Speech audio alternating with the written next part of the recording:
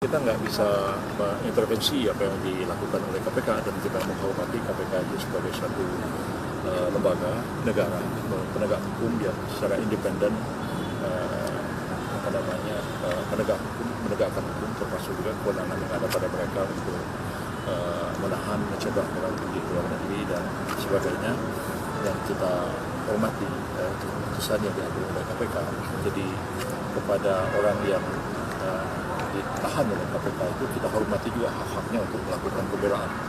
Silahkan dia menghubungi lawyers, pengacara untuk juga melakukan upaya-upaya hukum supaya hukum kita itu ditegakkan dengan betul. Jadi KPK bisa menahan orang, bisa menyatakan orang sebagai tersangka, bisa mencegah orang pergi ke luar negeri.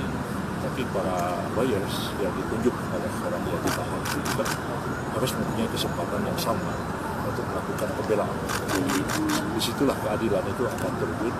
KPK boleh melakukan ini, tapi dia juga bisa menggunakan lawyer untuk juga membela kepentingan hukum. Jadi kalau saya melihatnya dari segi itu. Tapi kalau saat masih proses pengadilan dari ditahan itu ya, boleh kan? Ya. Jadi terhadap keputusan KPK melakukan kalau orang ditahan mungkin belum ada presidennya bisa pra-peradilannya.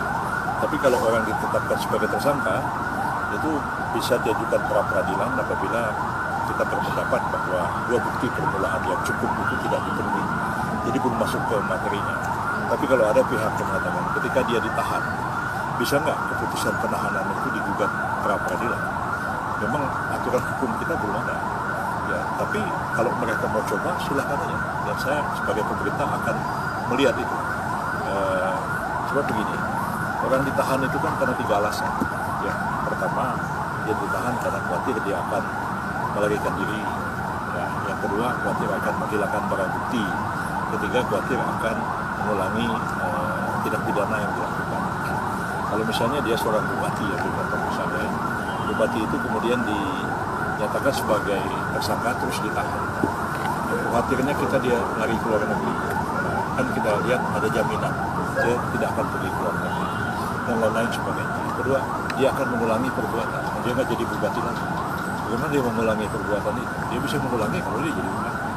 Yang ketiga, kalau dia menghilangkan barang bukti, semua alat bukti sudah ada di tangan penyidik.